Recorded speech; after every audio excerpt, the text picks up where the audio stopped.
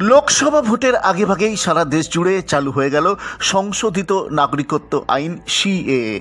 একটি বিজ্ঞপ্তি দিয়ে আনুষ্ঠানিকভাবে সিএএ চালু হওয়ার কথা ঘোষণার সাথে সাথে সারা দেশে কার্যত উৎসবে মাতল বিজেপি। বাঁকুড়া শহরেও ধরা পড়ল একই চিত্র।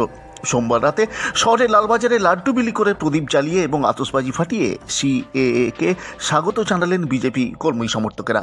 এই অনুষ্ঠানে উপস্থিত ছিলেন কেন্দ্রীয় শিক্ষা প্রতিমন্ত্রী ডক্টর সুভাষ সরকার। তিনি বলেন, সারা দেশ জুড়ে সিএএ চালু হলো, আমরা সিএএকে স্বাগত জানাচ্ছি। বিরোধীরা এর অপপ্রচার করে বিভ্রান্তি ছড়াতে চাইছে, কিন্তু মানুষ এর সুফল পাবেন তা আমরা মানুষের কাছে তুলে ধরব। তার রেগুলেশনস আজকে চলে এলো, এটাকে স্বাগত জানাচ্ছি। ভারতবর্ষের সুরক্ষার জন্য এটা অত্যন্ত জরুরি এবং অনেক মানুষ যারা ভারতবর্ষে এসেছেন, বাংলাদেশ, পাকিস্তান, আফগানিস্তান এই সমস্ত থেকে অত্যাচারিত হয়ে সেখানকার যারা সংখ্যালঘু তারা এসেছেন, তাদের নাগরিকত্ব দেওয়ার আইন।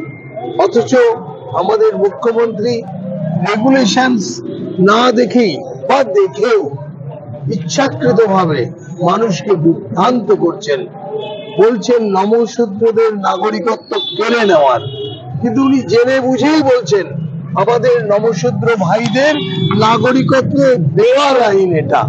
কাজে যেভাবে তৃণমূল সরকার মানুষকে বিভ্রান্ত করছে, এটা দেশের সুরক্ষার পক্ষে অত্যন্ত বিপজ্জনক। পশ্চিমবঙ্গ ভারতবর্ষের বাইরে নয়, লাগু হতে দেব না এ কথা বলার অধিকার পশ্চিমবঙ্গের মুখ্যমন্ত্রীর নেই।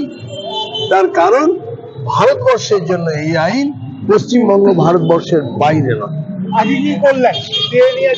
আজকে সিএ নিয়ে আমরা সকলে স্বাগত জানালাম এবং এই সিটিজেনশিপ অ্যামেন্ডমেন্ট অ্যাক্ট এটা মানুষকে নাগরিকত্ব দেওয়ার আইন, নাগরিকত্ব ছিনিয়ে নেওয়ার আইন নয়।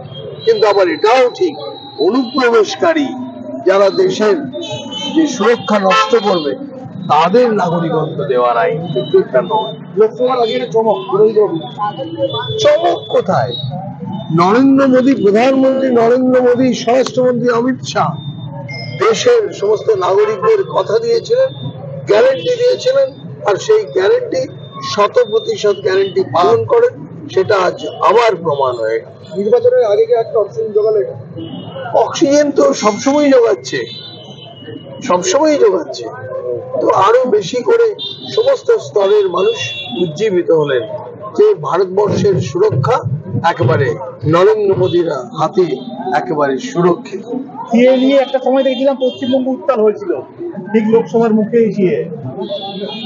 এটা তো ইচ্ছাকৃত ভাবে করেছিল পশ্চিমবঙ্গ সরকার, সংখ্যালঘু তোষণের জন্য, রোহিঙ্গাদের নাগরিকত্ব দেওয়ার জন্য। যে কথা উনি যখন পশ্চিমবঙ্গের বিরোধী পক্ষে ছিলেন, তখন উনি পার্লামেন্টে গিয়ে কাগজপত্র ছিঁড়ে ফেলেছিলেন স্পিকারের সামনে, যে দাবিতে, সেই দাবির কাজই কিন্তু আজকে করা হয়েছে। আজ উনি শাসনে থেকে যদি উল্টো কথা বলেন, এর থেকে আর লজ্জার কিছু হয় না। প্রসঙ্গত, বিল পাস হওয়ার প্রায় 4 বছর পর চালু হলো সিএএ।